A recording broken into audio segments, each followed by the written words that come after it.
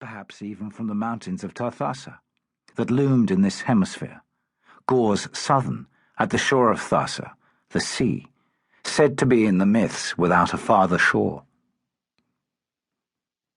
The Wagon Peoples claimed the southern prairies of Gore, from gleaming Thassa and the mountains of Tarthassa to the southern foothills of the Voltai Range itself, that reared in the crust of Gore like the backbone of a planet.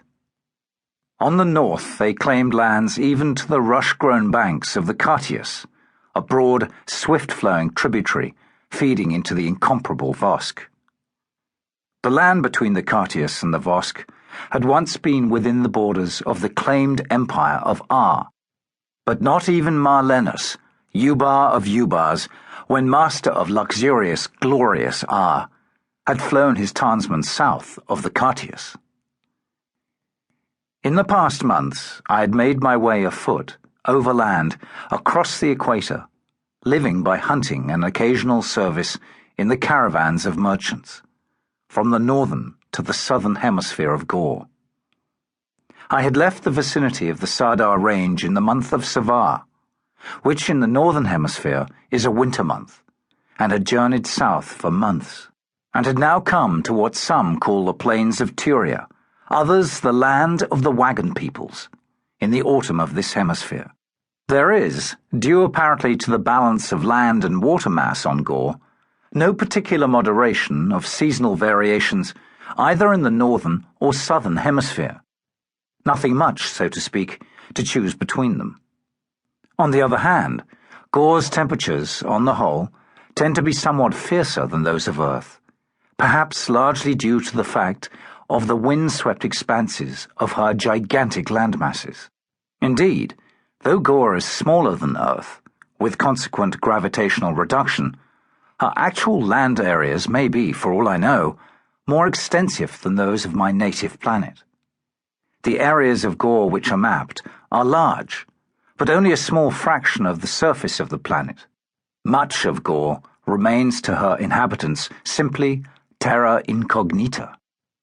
For purposes of convenience, I am recounting directions in English terms, thinking it would be considerably difficult for the reader to follow references to the Gorean compass. Briefly, for those it might interest, all directions on the planet are calculated from the Sardar Mountains, which, for the purposes of calculating direction, play a role analogous to our North Pole. The two directions, so to speak, in the Gorean way of thinking, are Tasada Va and Tasada Kiva, or, as one would normally say, Va and Kiva. Va means a turning, and Ki signifies negation. Thus, rather literally, one might speak of turning to the Sardar and not turning to the Sardar, something like either facing north or not facing north. On the other hand, more helpfully, the Gorean compass is divided into 8, as opposed to our 4 main quadrants, or better said, divisions, and each of these itself is, of course, subdivided. There is also a system of latitude and longitude, figured on the basis of the Gorean day, calculated in Arn, 20 of which constitute a Gorean day, and En and In, which are subdivisions of the Arn, or Gorean hour. Tasada Va is a direction which appears on all Gorean maps. Tasada Kiva, of course, never appears on a map, since it would be any direction which is not Tasada Va. Accordingly, the main divisions of the map are Tasada Va and the other 7.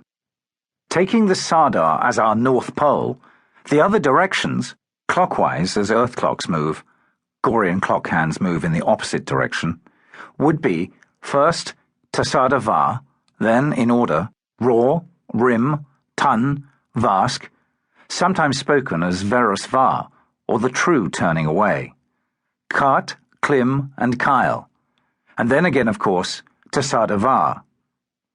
The Cartius River, incidentally, mentioned earlier, was named for the direction it lies from the city of Ar. From the Sardar, I had gone largely Kart, sometimes Vask, then Kart again, until I had come to the plains of Turia, or the land of the Wagon Peoples. I crossed the Cartius on a barge.